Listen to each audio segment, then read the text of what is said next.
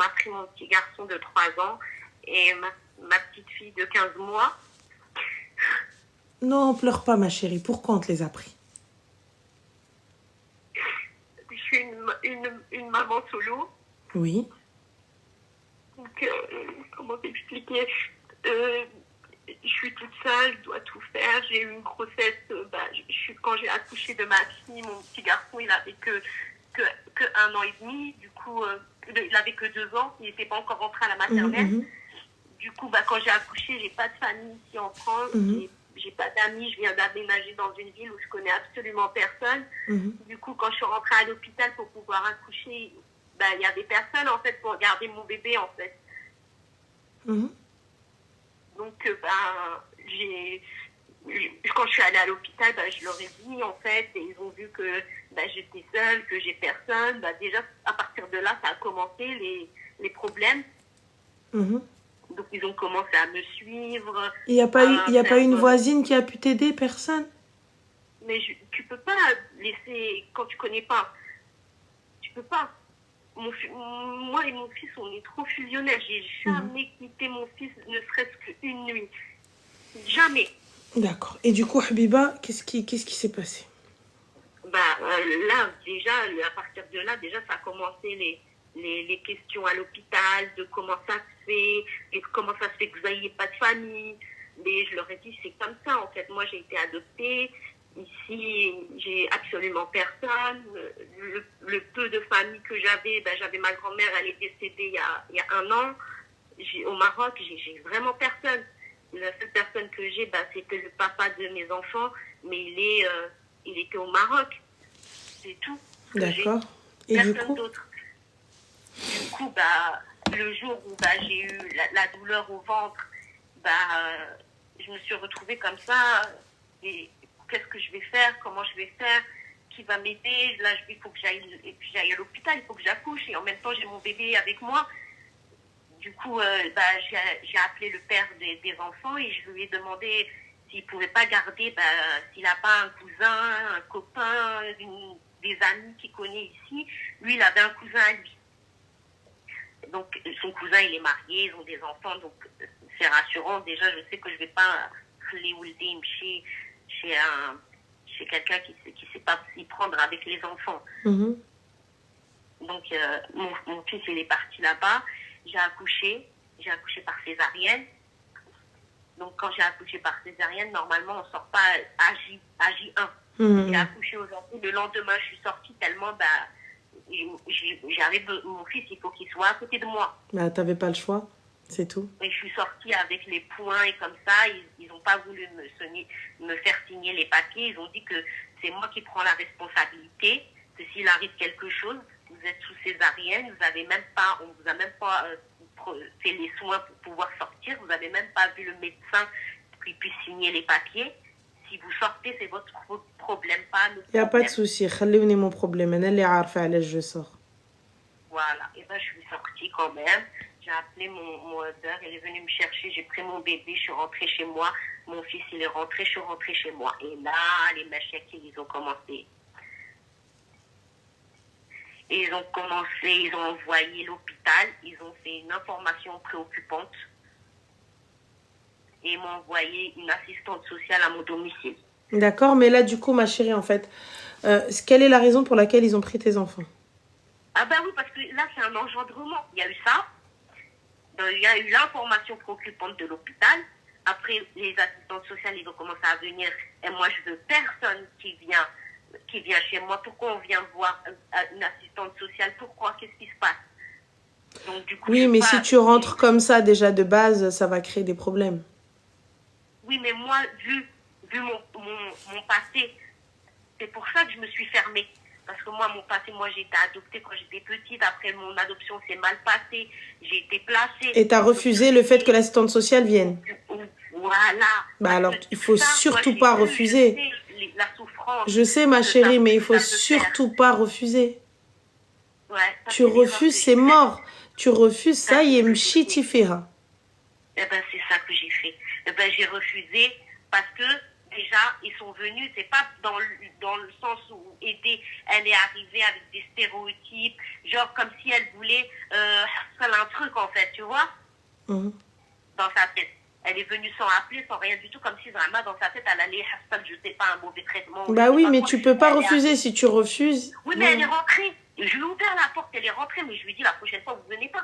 Mais elle est bien venue et elle a vu comment c'était. Elle a bien vu l'enfant, il est bien, il est là, il joue dans le jardin, il est tranquille. Elle a bien vu qu'il n'y avait rien. Mais là, à partir de là, c'est bon, c'est comme si c'était calmé. Mon enfant, ça y est, il a grandi un tout petit peu pour l'inscrire à la maternelle. Là, c'était comme ça s'est calmé. On avait envoyé l'assistante sociale, après, j'avais plus rien. Je me suis dit, c'est bon, et peut-être qu'il n'y a rien du tout. Ils se sont calmés. Ils se sont calmés, ils m'ont envoyé un courrier de quoi il y allait avoir, comment ça s'appelle, une mesure d'accompagnement pour les enfants, là, comment ça s'appelle, en milieu ouvert. Allô? Oui, oui, je t'écoute. Oui, ils m'ont envoyé un courrier de quoi ils vont avoir une mesure d'accompagnement en milieu ouvert. Ok, d'accord, j'ai inscrit mon fils à l'école maternelle. Eh ben là, ça s'est passé très très très mal. Mon fils, il a 3 ans, il parle pas encore. Pourquoi? Il parle. Ben, et comme ça, il parle pas. Mon fils, il parle pas. Il a 3 ans, il parle pas. Il dit pas un mot. J'ai essayé, je suis allée voir le médecin. L'orthophoniste, qu'est-ce qu'il a dit? Non, l'orthophoniste, il est trop petit pour l'orthophoniste. L'orthophoniste, en fait, c'est pas maintenant. C'est quand il y a du langage encore. Là, il n'y a pas. Il est trop jeune pour l'orthophoniste. D'accord. Là, c'est juste le médecin traitant. Le médecin traitant, il a évalué, il a dit, on va voir, on va laisser comme ça. Peut-être que c'est de la jalousie. C'est pas de l'autisme. Donc, on va voir comment ça va. C'est pas de l'autisme. En fait, comment? Il est pas autiste. Mais on ne sait toujours pas. Il a pas. Pour l'instant, on ne sait pas. Là, je l'ai fait rentrer à la maternelle, il était inscrit et ça s'est très, très, très mal passé. L'enfant, elle ne voulait plus que je le ramène que de 8h30 jusqu'à 11h45. Du coup, mon enfant, il était exclu. Il a besoin d'être avec les enfants. On l'a exclu de la cantine. Il ne peut plus aller à la cantine. Ils ont dit qu'il tape les petits-enfants, qu'il se met en danger, qu'eux sont en manque d'effectifs. Et du coup, elle a fait le signalement. Parce qu'elle a dit que l'enfant, il est violent, il tape, il mord les enfants, il les blesse. Et qu'elle m'a posé des questions... est-ce qu'il se comporte comme ça aussi à la maison? Ben moi, j'ai dit la vérité. J'ai dit qu'il est comme ça, mais mon enfant, il est comme ça avec tout le monde, en fait. Il est comme ça avec sa petite sœur, même moi, mais c'est lui, il est comme ça. Je me dis peut-être qu'il est dans sa tête, il est pas bien, peut-être. Le fait qu'il parle pas, qu'on le comprend pas, peut-être que c'est son seul moyen d'essayer de communiquer, en fait. D'accord, et du coup? Eh ben, du coup, la directrice, elle a fait un signalement. Elle a fait un signalement par rapport à tout ça. Et je me présente à l'école.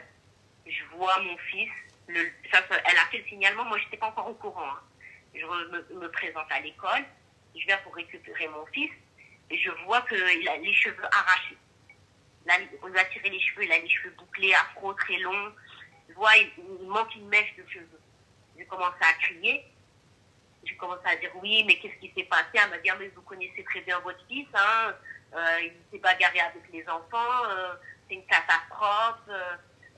De toute façon, après, elle m'a dit, j'ai fait le nécessaire, j'ai fait un signalement. J'ai dit, vous avez fait un signalement, très bien. J'ai dit, il n'y a pas de souci, en fait, un signalement, pourquoi? Elle m'a dit, oui, votre enfant, il tape les enfants, il mord, il n'écoute pas, et on est très inquiet pour pour son évaluation, pas évaluation, évolution. Voilà, c'est ça, pour une évolution. Du coup, je lui dis, mais il n'y a pas de problème, mais si vous étiez inquiète pour me convoquer, on aurait discuté, essayer de trouver quelque chose qui pourrait l'aider. Et je lui dis, mais là, ce que vous avez fait, c'est pas pour aider. J'ai dit, vous vous rendez compte de ce que vous avez fait? J'ai dit, là, moi, là, mon fils, il revient plus ici. Ah bah non, tu peux pas faire ça, ma chérie. C'est ce que j'ai fait. Ah bah non, toi tu prends des décisions à la con, tu refuses d'ouvrir l'assistante sociale, tu refuses de le déposer à l'école. Bah ça va pas ou quoi? Non, je l'ai radié de là-bas, mais dans le but de le mettre dans une école. Mais non, tu peux pas faire ça. Bah tu peux pas faire ça, tu dois attendre la fin en fait. La fin de? Bah la fin de l'année.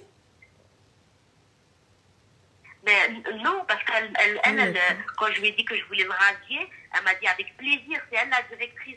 Bah oui, mais tu peux pas faire ça. Tu peux pas le faire. Tu peux pas sortir un enfant. Bah non, les gars, vous pouvez pas vous lever un matin et dire bah non, en fait, je le sors de là alors que t'as l'assistante sociale au cul, en fait. Vous pouvez pas vous lever comme ça, en faisant ça comme ça, de cette manière-là. Ça se passe pas comme ça. Tu prépares ton départ, tu fais les choses correctement, tu vas l'inscrire dans une autre école. Tu dis non, mais finalement, je veux du privé, finalement, je veux quelque chose. Bah non, bah la preuve que non, vous pouvez pas le faire. Voilà. Surtout quand vous êtes surveillé, surtout quand vous avez absolument, ils attendent juste un petit truc. Non, vous pouvez pas. Il faut aller signaler à la mairie, exactement, il faut faire une dérogation, faut nanana, même si le gosse il a 5 ans, l'école est obligatoire et la maternelle aussi. Donc voilà. Vous pouvez plus faire l'école à la maison comme avant. Vous pouvez plus décider de faire l'école à la maison parce que ça vous chante. C'est pas possible. Exactement, c'est comme si elle fuyait. Eux, ils ont vu ça comme ça. Ah ok, d'accord, vas-y, allez, on va l'emmener. Bah, ça se passe pas, ils vont même pas chercher à comprendre. Surtout s'il y a déjà des signalements. Bah, c'est mort, là, bien sûr, ils vont nous dire, allez, SLM. Bah, voilà, du coup, après... la directrice n'a pas radié l'enfant. Ah, si. Elle a fait un certificat de radiation. Elle a fait un certificat de radiation parce que tu voulais enlever l'enfant. Bah, parce que je lui ai dit que j'allais le changer, oui. Bah voilà. Elle me l'a fait, oui. Mais bon. Mais quand je me suis présentée à la mairie, ils étaient vraiment étonnés. Ils m'ont dit comment vous avez réussi à l'avoir. Mais j'ai dit, bah, la directrice, elle me l'a fait parce qu'en plus, elle ne veut pas garder l'enfant. Elle n'a pas l'intention de le garder. Oui, mais ma chérie, elle n'a pas l'intention de le garder. Que quand tu arrives, tu fais signaler par la police que cette directrice ne souhaite pas, ou tu vas à la mairie, ou peu importe, que la directrice ne veut pas de mon enfant. Là, il n'y a pas de souci. Là, si tu es dans ton bon droit de ne pas l'emmener, de l'emmener ailleurs. Il n'y a pas de problème. Mais là, t'arrives, ma chérie, c'est toi qui veux le soustraire, c'est toi qui tapes scandale. Alors que l'enfant, attention, c'est un enfant, mesquin, on ne sait pas ce qu'il a. Peut-être qu'il a des troubles, ou peut-être qu'il juste, il a quelque chose qui va pas, ou il a peut-être du mal à s'exprimer, ou il a peut-être du retard, et tout ça, etc. Tu vois, il n'y a pas de souci. Mais, à un moment donné, on ne peut pas faire ça. Ben, moi, j'ai fait ça. Après, je me suis présentée à l'école privée où je voulais l'inscrire. Je ne sais pas du tout comment ça marche. Je suis allée, j'ai fait ma lettre de motivation, j'ai déposé tous les papiers qu'il fallait et elle m'a répondu qu'en fait, cette année, il n'y a pas de place. Bah oui.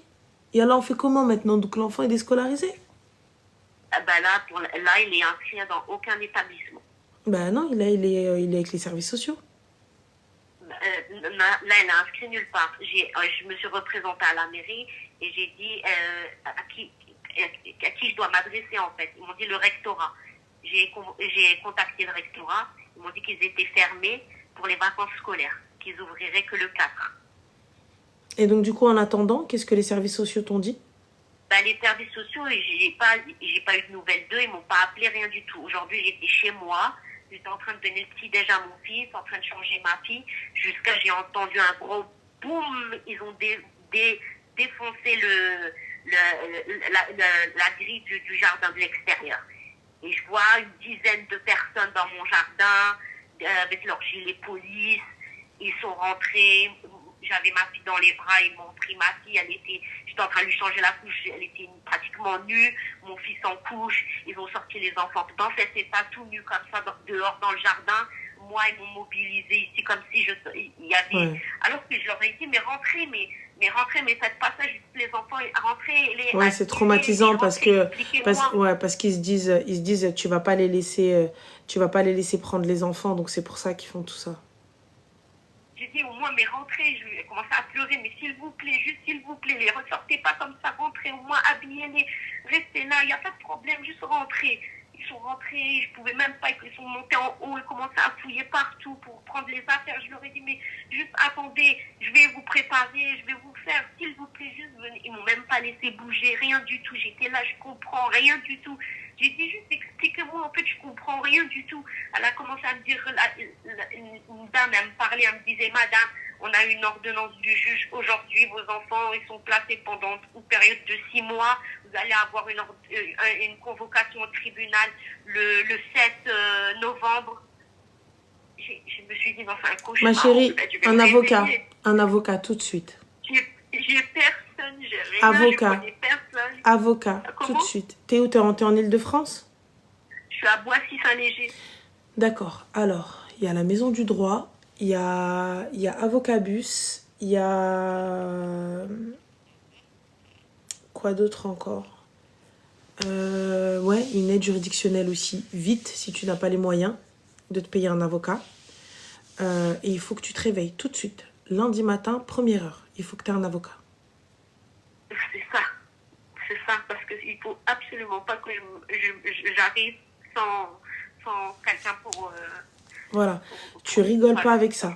Et surtout, parce que tu vas laisser tes émotions parler et c'est ce qu'il faut surtout pas faire. C'est ça. Il faut que je sois très calme. Exactement. T'as rien à te reprocher. Si t'as rien à te reprocher, c'est que t'as tout bien fait. Donc, c'est qu'une passade. C'est très très dur, Voilà. c'est très difficile, mais c'est qu'une passade. D'accord? Donc, pour pouvoir récupérer tes enfants, tu vas faire tout ce qu'on te demande. S'ils te demandent de venir vérifier, de venir voir, de ce que tu veux, enfin, tu viens. Et pourquoi ils n'ont pas donné les enfants au père? Le père, il était où? Le père, il n'était pas avec moi quand ils ont fait l'intervention. D'accord. Et le père... J'étais toute seule à la maison. Vous vivez ensemble ou pas? Comment? Vous vivez ensemble? Non, on ne vit pas ensemble. Vous êtes divorcés? Non, on n'est pas divorcés, on ne vit pas ensemble. En fait, c'était compliqué. On voulait se marier, mais quand je suis partie au Maroc, en fait, on avait déjà les enfants. Il fallait qu'ils reconnaissent les enfants. Bref. D'accord, donc du coup, les enfants, ils sont pas reconnus par le papa? Voilà, c'est ça. D'accord, ok. Bon, alors là, comme je t'ai dit, avocat. Avocat, mais au niveau des honoraires, ça va être comment en fait? Je saurais pas te dire, ma chérie. Regarde, il faut que tu fasses une demande, il faut que tu déposes un dossier d'aide juridictionnelle pour pouvoir avoir un avocat. Mais c'est pas long. Quand on fait des trucs comme ça, bouge-toi. Là, l'audience, elle est dans 2 semaines. Ah, bouge-toi. Une semaine. Il va falloir se bouger. Et très vite. Ouais, une semaine, ouais. Voilà. Donc là, quand ils ont pris, ils m'ont même pas dit, je savais rien du tout. Je me suis présentée au centre en face, là, à l'A2. C'est eux qui m'ont expliqué où mes enfants étaient placés, que j'allais avoir une audience. Ils m'ont remis alors, les papiers. tu me suis sur quel réseau? Sur TikTok. D'accord, alors tu as monsieur... Attends, je vais l'épingler. Ajoute-le tout de suite, s'il te plaît. Il t'a dit qu'il peut t'aider. Il ou elle peut t'aider. Oui. Mrs. Bass, Oui. je pense. Sur TikTok. Ouais, regarde maintenant, je l'ai épinglé. Attends, je vais mettre... Elle. Sorry. Oui. Vas-y. Je fais quoi? Il faut l'ajouter. Ah oui, il faut que je l'ajoute. C'est juste que ça épinglé en haut. Oui.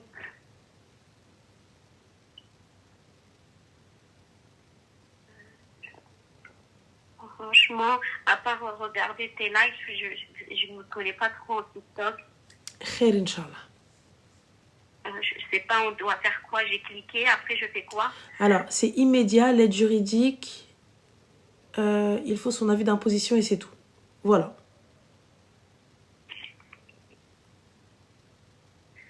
D'accord. Et celui que tu m'as dit, c'était Imad, c'est ça? Ah non, je connais pas du tout. C'est la personne que j'ai épinglée, elle t'a dit elle peut t'aider. Donc contacte-la, elle peut peut-être t'aider.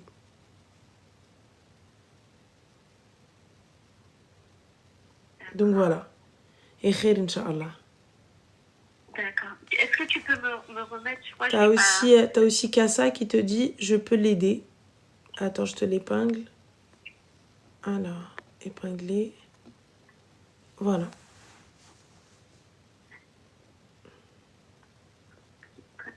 Et tu vas au tribunal demander un dossier d'aide juridictionnelle dès lundi. T'as entendu?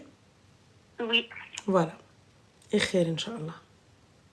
J'espère, Inch'Allah. Parce que comme tout le monde me fait peur, me dit qu'une fois qu'ils sont pas à l'ASE, c'est dur de reprendre. Le khair fi makhtara Allah. Lève-toi, fais le nécessaire. Avocat et on verra le reste. Inch'Allah. Khair, Inch'Allah. Yalla, lundi, Habiba, nahar tnين تلقاك aller faire les documents, les papiers et tout. Merci beaucoup. Je t'en prie, Zine. C'est ce que je vais faire. Merci beaucoup. Il n'y a pas de souci. Allah yasabbar. Bon courage.